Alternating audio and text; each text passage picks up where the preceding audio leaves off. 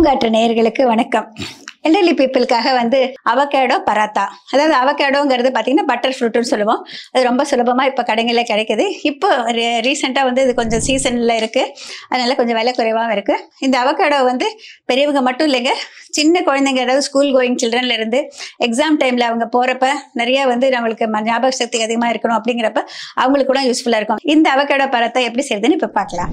Avocado paratha பண்ணுறதுக்கு இங்கே நான் எடுத்து வச்சுக்கிறது பார்த்தீங்கன்னா கோதுமை மாவு 1 கப் எடுத்திருந்தாக்க 1/2 கப் அளவு திணை மாவு எடுத்திருக்கேன். இதோட சில்லி ஃப்ளேக்ஸ், மஞ்சள் தூள், எள், உப்பு. இது 1 கப் எடுத்தாக்க இந்த சின்னதாக இருந்தாக்க அவகேடோ 1 போடலாங்க, இல்லைன்னா நம்ம பாதி போட்டுக்கலாம், நம்மளுடைய விருப்பம்தான். First selection of avocado. பச்சை கலர்ல இருக்கும், பச்சை கலர்ல இருக்கிறது நம்ம யூஸ் பண்ண முடியாது, கொஞ்சம் புளிக்கும் துவர்க்கும். இது பார்த்தீங்கன்னா மேல் தோல் ஃபுல்லாக இந்த மாதிரி டார்க் ஆகிடணும், கருப்பாயிடணும். அந்த அளவுக்கு அவகேடோ ஆன பிறகு தான் நம்மளுக்கு யூஸ் பண்ண முடியுங்க. இதுதான் நம்மளுக்கு பழுத்தது. இப்படி அழுத்தி பார்த்தா பாருங்க லேசாக சாஃப்டாக இருக்குது. இந்த மாதிரி ஆன பிறகு தான் நம்ம அவகேடோவை யூஸ் பண்ணணும். இப்போ இதை கட் பண்ணிவிட்டு உள்ளே இருக்கிற கொட்டை எடுக்கணும்.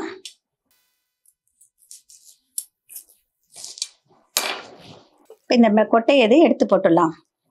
ஒரு ஸ்பூன் உதவியால் இதுக்குள்ளே இருக்கிற இந்த பல்ப்பை இப்படி எடுக்கணும்.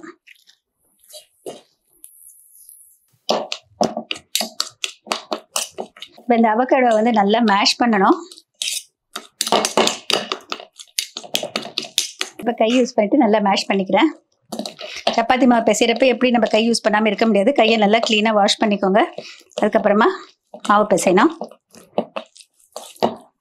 இப்போ இதோட தினை மாவு கொஞ்சம் சேர்த்துக்கலாம்.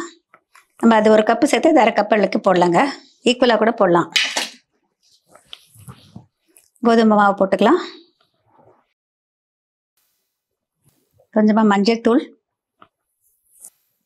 தேவையான அளவு உப்பு, சில்லி ஃப்ளேக்ஸ், கொஞ்சம் எள்ளு போட்டுக்கிறேன்.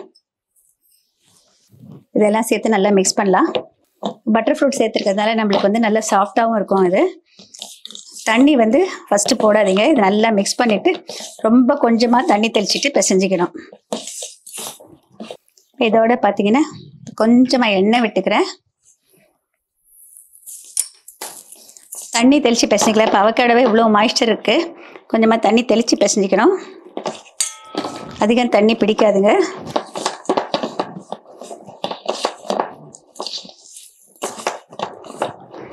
எப்போவுமே நம்மளுக்கு ஒரு பராத்தாவோ சப்பாத்தி எது பண்ணாலும் இந்த மாவு பிசைகிறப்ப தான் ரொம்ப முக்கியங்க. இது நம்ம என்ன சொல்லுவோம்னாக்க பஞ்சிங் அண்ட் நீடிங் அந்த மாதிரி பண்ணணும். கிட்டத்தட்ட ஒரு 5லேருந்து 7 நிமிஷம் நம்ம பிசைஞ்சாதான் நம்மளுடைய சப்பாத்தி நல்லா சாஃப்டாக வரும். இது நம்மளுக்கு நல்லா பிசைஞ்சிருக்கோமான்னு எப்படி தெரிஞ்சுக்கிறதுன்னு கொஞ்சம் மாவு எடுத்துக்கோங்க, கையில் உருட்டிக்கோங்க. பண்ணுறப்ப நம்மளுக்கு அது உடையாமல் இருக்கணும். பாருங்கள், இது கொஞ்சம் உடையுது. அப்படி உடைஞ்சா இன்னும் கொஞ்சம் பிசையணும்னு அர்த்தம். இப்போ எள்ளெல்லாம் போட்டிருக்கோம், இன்னும் கொஞ்சம் பிசைஞ்சிட்டா போதுமானது.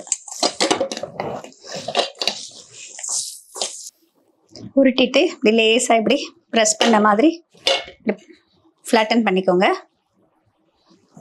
இப்போ கொஞ்சம் கோதுமை மாவு வச்சுருக்கேங்க, டஸ்ட் பண்ணிக்கலாம்.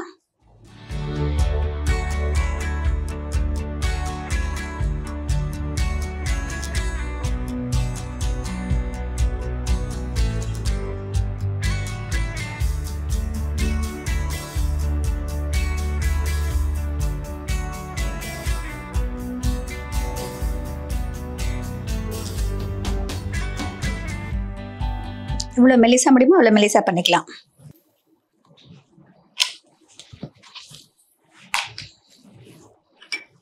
நான்ஸ்டிக் யூஸ் பண்ணுறதா இருந்தால் கொஞ்சம் இது மேலே விட்டுக்கோங்க, கீழே விட வேண்டாம். அப்போ நம்மளுக்கு நிறைய நாளைக்கு இந்த நான்ஸ்டிக் நல்லா இருக்கும்.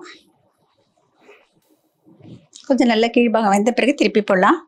இது பாருங்கள், இந்த மாதிரி உப்பி வருது. இப்போ திருப்பி போடலாம்.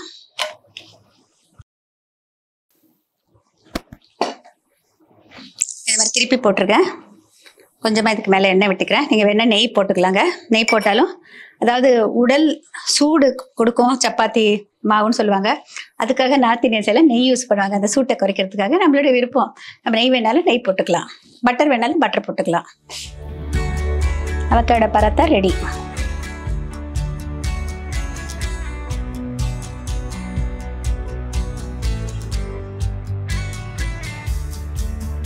அவக்காடோ பராத்தா ரெடி ஆயிடுச்சுங்க. நல்லா சாஃப்டாக இருக்குது, டேஸ்டியாக இருக்கும். இது இப்படியேவும் சாப்பிட்லாம், நீங்கள் எந்த சைட் டிஷ் வேணாலும் வச்சு சாப்பிட்லாம். அப்படி எதுவுமே உங்களால் செய்ய முடியலையா சைட் டிஷ்ஷு, ஒரு தொக்கு ஊறுகாய் வச்சுட்டு சாப்பிட்டா கூட நல்லாயிருக்கும். இல்லைன்னா ஒரு ரைத்தா நம்ம தயிர் பச்சடி மாதிரி வச்சுட்டு சாப்பிட்டா கூட நல்லாயிருக்கும். இப்போ ரீசெண்டாக வெளிநாட்டுக்கு போயிருந்தப்போ அங்கே எல்லாருமே பார்த்தீங்கன்னா அங்கே அவக்காடோ ரொம்ப சீப்பு, நல்லாவும் கிடைக்கிது. அதனால வந்து அது நல்லது அப்படின்னு சொல்லிட்டு நிறைய பேர் ரெகுலராகவே சாப்பிட ஆரம்பிச்சிருக்காங்க. அதை வந்து சாலடில் போட்டு சாப்பிடுவாங்க, சாண்ட்விச் ஸ்ப்ரெட்டாக யூஸ் பண்ணுறாங்க. கிளாக்கமோலேன்னு சொல்லிட்டு நம்ம ஒரு மெக்சிகன் டிஷ் இருக்குது. அது வெங்காயம் தக்காளி அதெல்லாம் போட்டு கேப்சிகம் எல்லாம் போட்டு லைம் ஜூஸ் பிடிஞ்சி அதை வந்து தொட்டுக்கிறதுக்கு யூஸ் பண்ணலாம். இல்லை வந்து அது ஒரு மெக்சிகன் அந்த ரேப்லெல்லாம் யூஸ் பண்ணுவாங்க. இந்த அவக்காடோ யூஸ் பண்ணிட்டு நம்ம இந்தியன் டிஷ் என்ன வேணாலும் நம்ம பண்ணலாங்க, நிறைய ரெசிபிஸ் பண்ண முடியும். இப்போ நான் இந்த செஞ்சு காமிச்சிருக்கிற பராத்தா வந்து ரொம்ப சிம்பிள் தான், யார் வேணால் எப்போ வேணால் பண்ணலாம். இந்த அவக்காடோனுடைய பெனிஃபிட்ஸ் அப்படின்னு சொல்லிட்டு பார்த்தீங்கன்னா, இது வந்து இந்த பிரெயின் ஃபுட் அப்படிங்கிற ஒரு புக்கில் இருக்கிற ஒரு விஷயம் வந்து நான் ஷேர் பண்ணிக்கிறேங்க. இந்த பிரெயின் ஃபுட்டில் பார்த்தீங்கன்னா வந்து வயசானவங்களுக்கு ரொம்ப சீக்கிரமாக அவங்களுக்கு வந்து பல விதமான, அதாவது ஸ்ட்ரெஸ்ஸு, அவங்களுக்கு வந்து அதிகமான ஸ்ட்ரெஸ் இருக்குது அப்படின்னு சொல்லிட்டு அதனாலேயும் நம்மள நியூட்ரியன்ட் அப்சார்ப்ஷன் குறைப்படுது. அப்படிங்கிறதுனால ஆன்டி ஸ்ட்ரெஸ் இருக்கிற மாதிரி, நியூட்ரியன்ஸ் இருக்கிற மாதிரி நம்ம ஃபுட்டை தேர்ந்தெடுக்கணும். அப்படிங்கிறப்ப அவக்காடோ அதில் ஒரு முக்கியமான பங்கு வகிக்குது. அதில் பார்த்திங்கன்னா ஹை ஃபேட் இருந்தாலும் இந்த ஃபுட்டில் இருக்கிற ஃபேட் வந்து மோனோ அன்சாச்சுரேட்டட் வெரைட்டி அப்படிங்கிறப்போ ஈஸியாக டைஜஸ்ட் ஆகும், நம்மளுக்கு உடலில் வந்து ஈஸியாக அப்சார்ப் ஆகிடும்.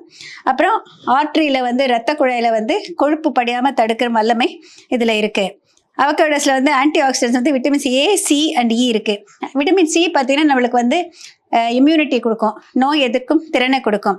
விட்டமின் ஏ வந்து இப்போ கண் பார்வைக்கு, ஸ்கின்னுக்கு அதுக்கெல்லாம் ரொம்ப நல்லது.